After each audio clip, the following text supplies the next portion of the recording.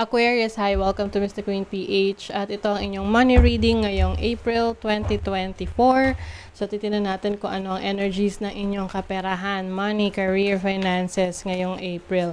This is a general reading. Just take what resonates. Watch your Sun, Moon, Rising, Venus for other messages, and thank you sa lahat ng mga sumusuporta dito sa ating channel. Just a reminder, gamitin nyo lamang ang reading na to bilang gabay. Pa-follow, like na rin ang ating Facebook at TikTok. Lahat po yan Mr. Queen PH.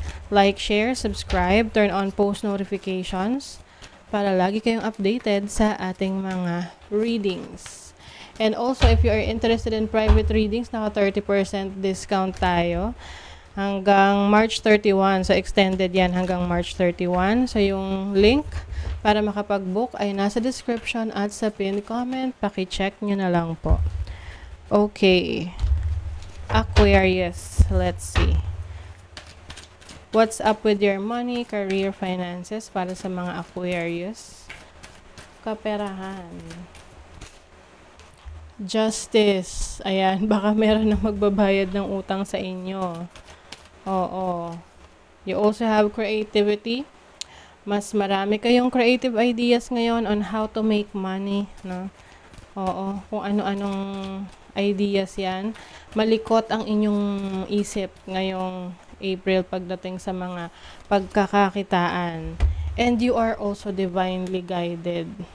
Maraming mga messages. Yung iba sa inyo, maaring sa panaginip, no? May mga sitwasyon sa panaginip nyo na you are in that type of business or career, no? Na alam mong kaya mong gawin, pero sa ngayon hindi mo pa ginagawa. So, ibig sabihin yan, isa katuparan mo na. You take action to that. Kasi, kumbaga, ito ay binibigyan ka na ng signs ng universe to go for it. Do it. Ayan.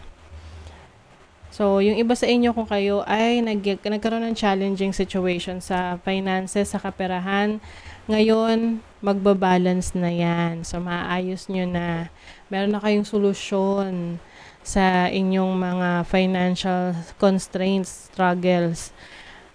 I think itong creative idea na marirealize ninyo, this will bring so much opportunity for you, no, na kumita ng pera.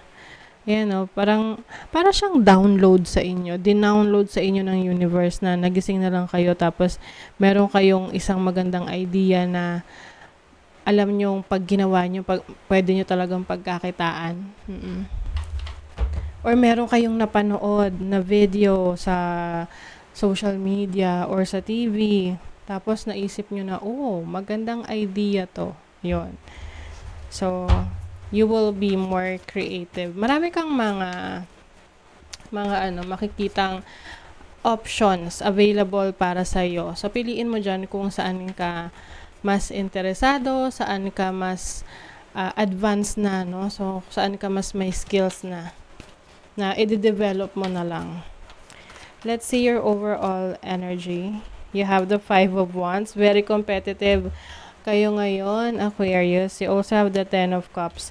So, some of you, maaring sa family ninyo, nakikita nyo kung sino yung mga umuunlad, no? Merong mga nagbabago yung buhay nila. So, maari rin yung mga kamag-anak mo, nakikita ka na umuunlad. So, parang may tension. Kasi minsan, no, yung mga kamag-anak, sila pa talaga yung nauunang mainggit or makipagkompetensya sa'yo.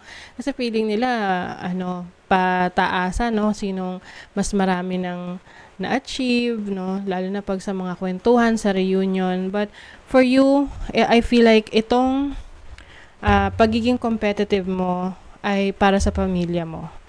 Oo, gusto mo na mas maibigay sa kanila yung dinideserve nila, no? Oo. Let's see your challenge. Ano yung challenge? You have the 8 of Pentacles and the Knight of Cups. As a challenge, possible na meron kang work ngayon na hindi ka na ganun ka saya or hindi ka na ganun ka motivated. So, ang challenge ngayon is how will you turn that around, no? Paano mo yun babaguhin? Paano ka mas mai-inspire? Kasi minsan meron tayong gustong mangyari agad-agad, pero it takes some time, no? Para mangyari yon.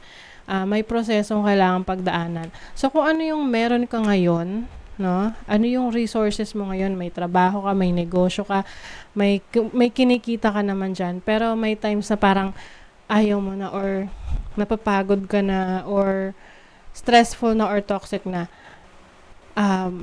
Isipin mo na yan yung meron ka ngayon. Okay?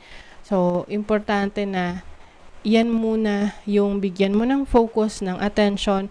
Huwag ka magpapadistract sa toxicity sa paligid mo. No? Mag-focus ka lang dun sa goals mo. At kung dumating na yung time na kaya mo na mag-explore ng ibang option sa buhay mo, sa career mo, sa business, then do it. But for now, kung ayan muna yung meron ka, yun muna ang pag-asikasuhin mo. Wag mo ka munang magpa-apekto sa sulsul ng iba. Oo. Of course, parang pagiging strategic, no? Oo, sa iyong mga decision making. Maari kasing merong ring offer na opportunity sa'yo ngayon na hindi ka ganun kasigurado kung tatanggapin mo. Kasi ngayon, parang iniisip mo na dito ako stable, dito yung sigurado. But of course, may mga pagkakataon kasi na kailangan nating mag-take ng risk. Well-calculated risk ang dapat dyan. Yung tipong, hindi naman yung tipong may business opportunity ka, tapos biglang iniwan mo na yung trabaho mo for the business, na hindi ka pa sigurado kung ito ba'y magiging stable in the future. So, well-calculated risk, mag-start ng business, pero mag-stay ka muna sa trabaho.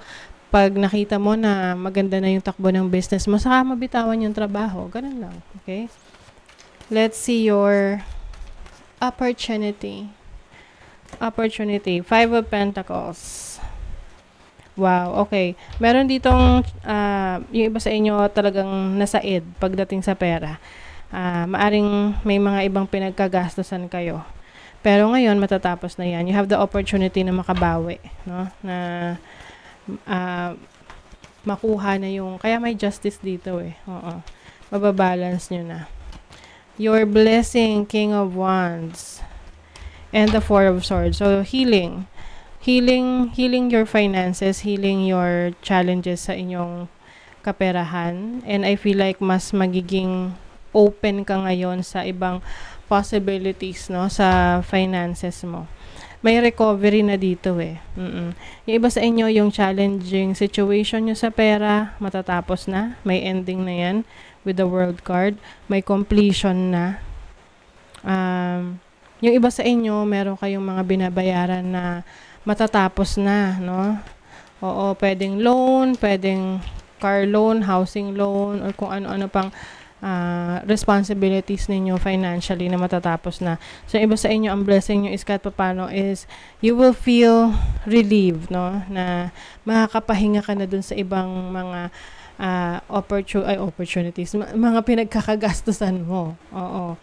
You also have seventh house relationship, partnership. So, Mercury dito. So, I think, yun yung sinasabi ko sa inyo na huwag kayo masyado magpa-apekto sa mga sinasabi ng iba, lalo na kung ito yung negative, no? Na alam mong wala namang katotohanan at alam mong they are just trying to bring you down. Okay?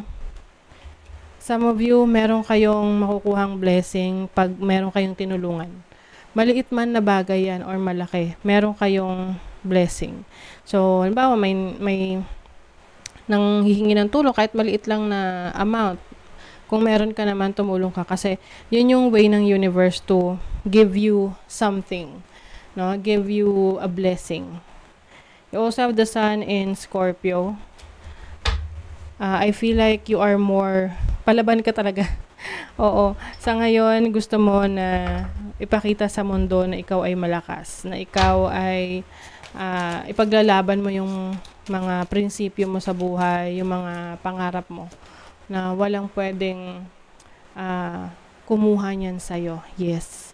Embrace the power of dance and movement to access your highest guidance. Yes. So this is being in the flow, no? Go with the flow.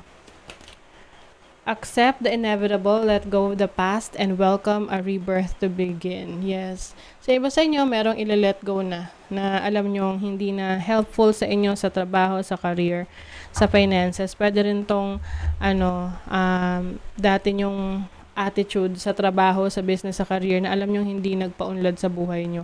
So, yan ay ile-let go nyo na. Meron ng bagong ikaw. It's a brand new you. Okay? So, that is your reading, Aquarius. Thank you so much. Bye.